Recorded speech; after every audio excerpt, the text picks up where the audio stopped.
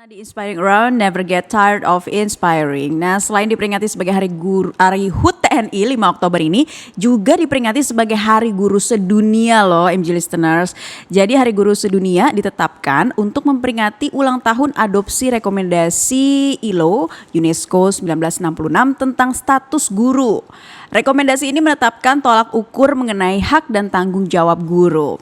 Tema Hari Guru Sedunia 2021 adalah Teachers at the Heart of Education Recovery atau Guru di Jantung Pemulihan Pendidikan. Di Hari Guru ini, serangkaian acara global dan regional akan diadakan selama 5 hari untuk menunjukkan dampak pandemi terhadap profesi guru. Hari Guru Sedunia 2021 akan memperhatikan dampak pandemi terhadap pendidikan serta langkah-langkah apa yang perlu diambil untuk memastikan bahwa guru sebagai tenaga pengajar mengembangkan potensi penuh mereka dalam proses pemulihan dari pandemi. Di Hari Guru Sedunia yang jatuh pada hari ini, kita akan berbincang dengan salah satu guru yang begitu menginspirasi MG Listeners. Dia sesungguhnya adalah pegawai di institusi pemerintah, namun panggilan hati mendorongnya untuk menjadi pendidik bagi para pemulung di Banda Aceh. Ada Ibu Maulidar Yusuf di Banda Aceh, kita sapa. Halo, Assalamualaikum Kak Maulidar. Waalaikumsalam Mbak Nelly ya. Mbak Naila, Kak Maulidar. Senang sekali. Mbak Naila ya. Pahaba. Alhamdulillah, Habaget. Alhamdulillah, baik, sehat selalu. Ya. Kak, jadi ini ceritanya gimana sih Kak Maulidar peduli terhadap para pemulung sejak menjadi mahasiswi? Bener nih Kak, ceritanya gimana tuh? Iya Mbak. Kita udah gerak dengan anak-anak di daerah Banda Aceh ini sejak tahun 2014. Waktu itu saya masih kuliah. Ya, dengan kondisi Aceh yang baru siap recovery lah setelah tsunami itu 2012 itu jarak yang jauh ya. Banda Aceh itu udah sangat berubah di 2012, banyak sekali pembangunan karena banyak yang support kan. Tapi ada satu tempat di mana masih ada tempat yang sangat memprihatinkan. Saya dan teman-teman gerak untuk mencari solusi bagaimana mereka bisa hidup sama seperti yang lain, bisa khususnya untuk anak-anak. Mereka bisa mendapatkan pendidikan, informasi pendidikan, akses pendidikan segalanya seperti anak-anak yang lain. Dari situlah kita bergerak di tahun 2012 itu. Bergerak di tahun 2012. Nah, ini tepatnya lokasi para pemulung ini di mana, Kak? Di Banda Aceh itu ada tempat pembuangan akhir di daerah Kampung Jawa namanya. Dekat ya layak ya wajar sih sebenarnya di mana ada tempat pembuangan akhir, kemudian ada orang yang mencari nafkah di daerah tersebut. Itu adalah hal yang wajar. Jadi kami yang mempersoalkan soal pemulung itu kan masalah. Mereka kan bagian di pahlawan lingkungan juga. Mereka memilih sampah kemudian daur ulang dan itu sangat bermanfaat. Tapi satu hal yang kami jadi titik kami adalah ketika ada anak-anak yang mungkin nanti ada sekolahnya terputus, kemudian ada yang pendidikannya ala kadar. Nah, dari situlah kita ambil peran. Kita menjadi teman lah untuk anak-anak, sekaligus kakak juga untuk mereka, untuk menjembatani dengan orang-orang lain bahwa kamu bisa lebih baik dari kondisi sekarang. Oke, nah jadi ini Kak awalnya Kampung Jawa ini saat tsunami 2004 ini sempat nyaris hilang ya ceritanya waktu itu? Iya, benar-benar. Karena dia pas di pinggir laut ya, habislah hancur tuh semua bangunan di situ. Nah setelah tsunami kemudian banyak warga dari daerah migrasi ini banyak berdatangan ya Kak ya ke Banda Aceh termasuk juga ke Kampung Jawa. Mereka mendiami daerah bekas tsunami, bertahan hidup di sana. Bisa Kak Maulidar ceritakan tentang kehidupan para pemulung di Kampung Jawa nih khususnya? Karena ini di Banda Aceh ya, ini adalah hal yang benar-benar kita nggak mungkin ada gitu rasanya. Kalau saya sampai sekarang pun saya cerita sama orang akan percaya, kecuali mereka datang sendiri. Ada rumah dengan dindingnya dinding kayu yang kadang pakai terpal, kemudian lantai tanah, kemudian mereka tidur. Kita nggak bisa bilang itu rumah dengan ukuran kecil, tidur rame-rame di situ, dapur di situ, ruang keluarga di situ, ruang tidur di situ kayak gitu. Itu kondisi rumahnya. Kemudian untuk sekolah ya kalau bisa pergi, kalau enggak ya udah kayak gitu, nggak terlalu menjadi titik berat dari keluarga untuk bersekolah, untuk berpendidikan. Terus ada juga anak-anak yang karena keluarganya pindah-pindah jadi sekolahnya terbengkalai. Ada yang harusnya dia udah kelas 2 nih masih belum sekolah. Nah, disitulah kita ambil peran. Lalu kemudian itu yang menggerakkan Kak Maulidar membangun taman edukasi untuk anak-anak pemulung di sana. Nah, ini Iya. awal ceritanya seperti apa Kak? Jadi Kak Maulidar sendiri tergerak atau memang ada teman-teman guru relawan lainnya yang juga ikut bergabung? Ya, memang saya memiliki konsep, memiliki ide, kemudian saya nggak bisa sendiri memang. Saya harus mengajak teman-teman, siapapun yang bisa bergabung untuk membantu saya mau membangun daerah ini. Dan ini teman-teman inilah yang membuat saya bertahan sampai saat ini. Karena mereka walaupun silih berganti, support dukungan dari relawan tuh sangat besar sehingga sekarang udah tahun 2021 dari 2012 jauh sekali kita masih bisa bertahan. Jadi konsep memang di saya tapi yang bergerak adalah semua teman-teman relawan. Saya sangat berterima kasih.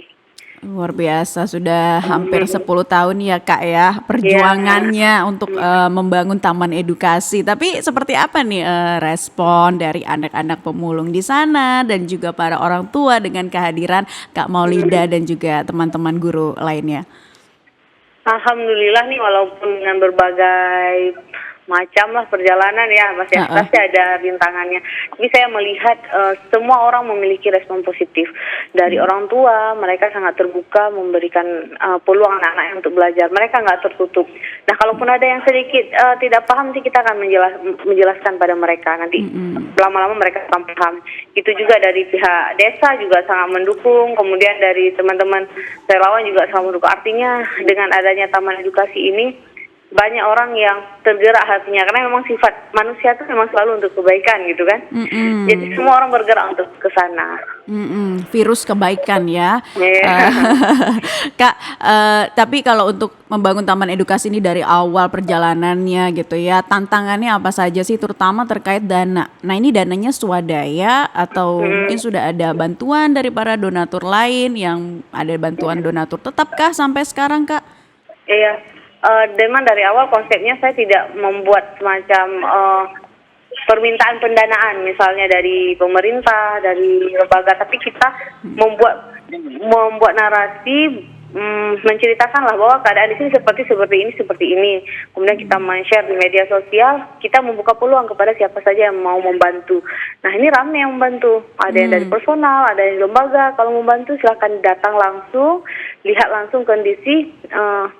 Silakan dibantu. Apa yang dibantu? Seperti kami butuh tempat. Di awal-awal kita nggak ada tempat loh Mbak. Kita pakai terpal gitu ya. Pakai spanduk-spanduk bekas gitu. Kemudian sekarang karena kita butuh tempat, kita pernah share bahwa kita butuh tempat. Kemudian ada orang datang untuk membantu membangun tempat. Kemudian kita butuh air bersih. Ada orang datang melihat sendiri kondisinya, dia langsung bangun air bersih. Seperti itu cara kami dengan para donatur. Nggak ada yang program khusus kami ajukan ke pemerintah, tentu kami enggak akan, karena memang konsep yang kami buat adalah jika ingin membantu lihat sendiri dan bantu langsung gitu.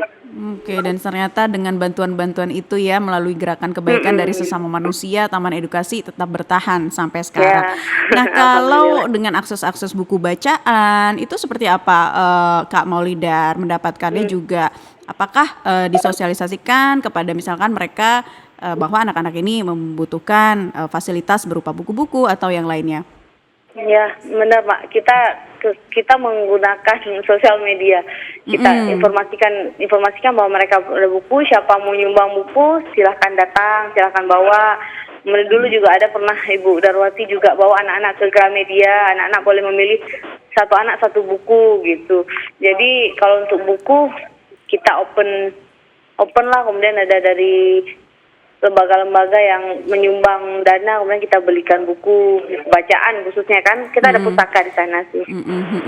Oke, Kak, kalau respon orang tua masih ada saja nggak nih orang tua para anak-anak pemulung ini yang mungkin menolak atau semacam tidak terlalu ingin anaknya mendapatkan akses pendidikan atau semacam mindsetnya yang belum terbuka, masih ada? Nah, sampai sekarang sih masih ada yang mungkin kadang-kadang kita ada jadwal belajar, anak-anak masih kerja gitu kan, masih bantu orang tua. Orang tuanya merasa risih. Ada juga orang tua yang beranggapan kita ini lembaga yang menyiapkan bantuan-bantuan. Jadi anak-anaknya tuh cuma ada ketika ada bantuan gitu. Tapi anak-anak seperti itu ya tetap kita cobalah dekati supaya ini tempat belajar loh, bukan tempat dapat bantuan. Amin. Nah, dari cerita-cerita Kak Maulidar tadi menyebutkan bahwa ternyata masih ada saja orang tua yang seperti tidak mengizinkan atau menolak ya anaknya untuk mendapatkan akses pendidikan di sana. Nah, seperti apa nih Kak Maulidar menanamkan kesadaran bagi para orang tua di sana? Ya memang ada sih orang tua seperti itu yang menganggap kita tuh sebagai lembaga punya bantuan. Jadi anak-anak tuh cuma datang ketika ada bantuan gitu, ketika belajar nggak datang. Atau mungkin mereka juga ada kerjaan di rumah gitu. Saya di Kampung Jawa itu udah lama, jadi selain di tempat belajar, saya juga datang ke rumah-rumah mereka. Jadi kita juga ada komunikasi lah dengan orang tua, sekedar bertanya apa kabar, ataupun ada kendala apa gitu. Kemudian ada juga orang tua yang curhat, masalah-masalah anaknya, seperti itu. Jadi pendekatannya nggak cuma di tempat belajar kita aja, kami juga datang ke rumah-rumah mereka untuk bertanya, untuk saling sapa lah. Ya, ya. Jadi dilakukan pendekatan secara humanis untuk menyadarkan mereka akan pentingnya pendidikan. Kak, ada berapa anak-anak yang belajar di Taman Edukasi sampai sekarang? Ini kan pandemi ya, selama pandemi ini kita nggak seaktif sebelumnya karena kita nggak berani membuat perkumpulan anak-anak kan, takutnya terjadi sesuatu. Jadi kalau dikumpul semua tuh sampai 100 lebih anak, karena kan itu desa ya, terbuka, jadi siapa mau datang boleh. Dan di data kita tuh ada sampai 120 lebih anak. Tapi selama pandemi tidak dilakukan kegiatan dulu ya? Iya, kita lakukan kegiatan. Paling kalau ada anak-anak yang khusus, misalnya ada yang 5 anak, nanti mereka punya kami kendala ini ya, kita dekatin secara khusus aja. Perkumpulan itu ada kita tapi udah sangat jarang.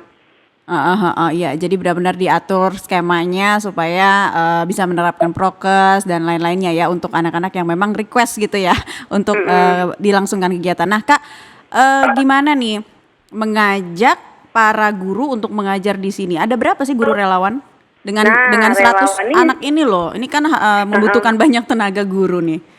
Iya, itu sebenarnya kita tantangan juga ya, karena relawan ini mereka yang nggak terikat, mereka bisa datang aja.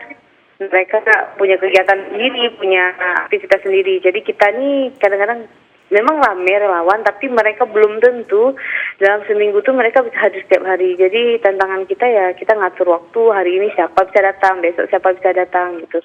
Ketika belajar satu relawan itu menghandle 20 anak, tidak semua anak untuk dia. Kita bagi kelasnya nanti.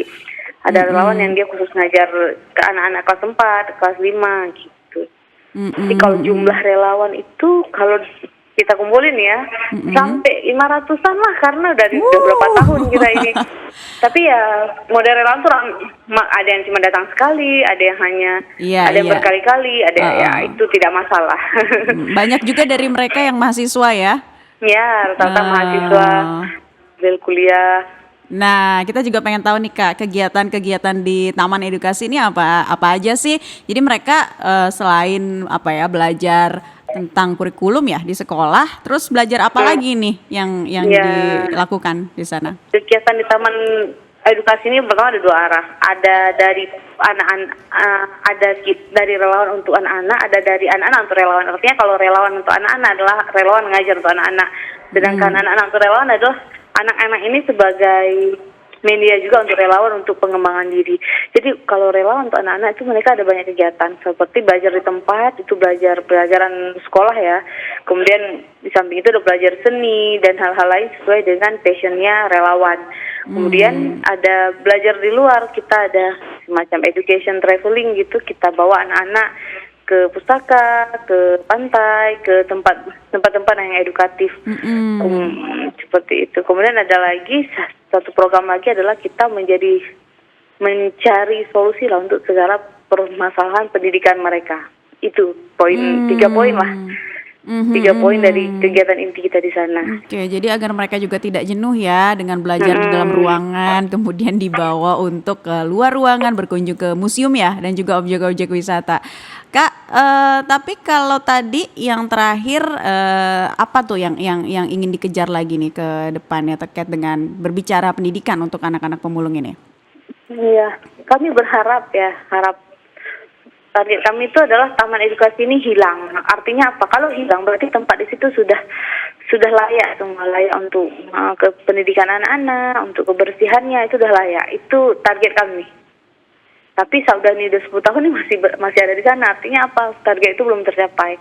Di situ masih daerah yang kumuh, masih anak-anak putus sekolah, masih ada anak-anak yang sekolahnya al-qadar gitu. Iya, iya. Jadi masih banyak yang perlu dibenahi ya ke depannya. Kak, nah tapi Kak Maulidar ini kan sehari-hari juga mengajar di mana nih? Ya, saya di Politeknik Pelayaran Malahayati juga.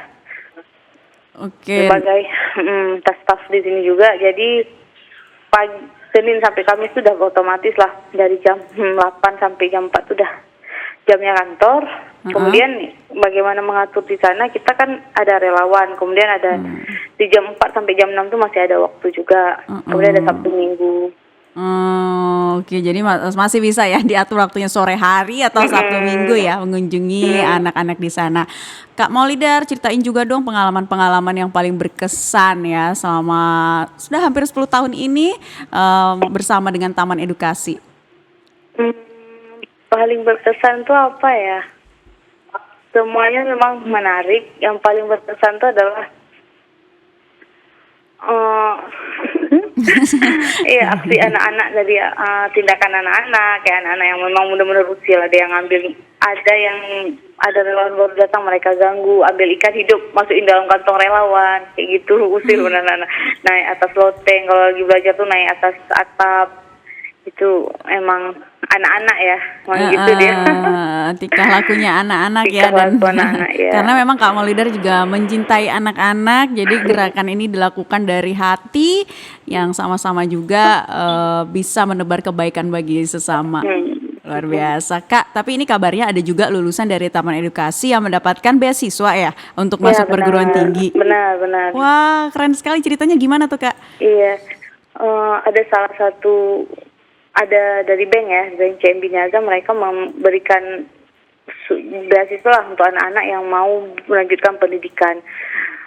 Untuk beasiswa kuliah, dan memang belum banyak karena anak-anak yang dari kecil sekarang yang udah waktunya kuliah tuh baru 2 orang anak.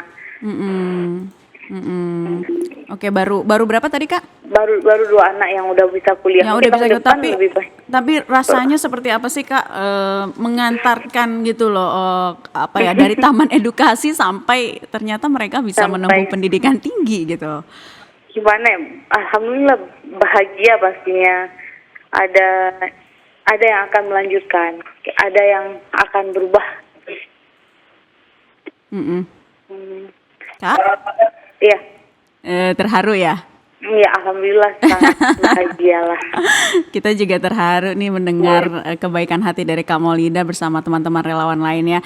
Jadi itu ya cerita-cerita dari Kak Maulidar. Terakhir, harapan dari Kak Maulidar untuk Taman Edukasi ke depannya seperti apa Kak? Silakan. Ya, harapan terbesar saya adalah Taman Edukasi ini menjadi contoh untuk semua orang, bahwa kita bergerak tuh nggak mesti harus ada dana.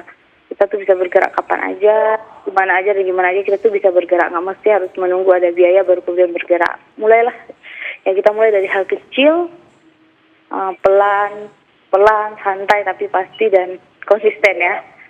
Dan harapan sangat besar adalah Taman Edukasi ini tidak ada lagi di daerah Kampung Jawa. Artinya keadaan di situ sudah sangat berubah dan anak-anak udah dalam pendidikan, udah ada persepsi tentang bagaimana selanjutnya setelah ini, kemudian sanitasinya bersih, segala hal sudah lebih bagus dari sekarang. Amin. Itu juga menjadi harapan kita bersama ya. Semoga makin banyak orang baik yang sama-sama tergerak untuk membantu baik itu pendanaan, fasilitas dan lain-lain agar Taman Edukasi masih bisa terus berkembang. Terima kasih Kak Maulidar sudah bergabung di Inspiring Round. Terima kasih juga buat teman-teman di situ. Iya, dan selamat Hari Guru Sedunia ya.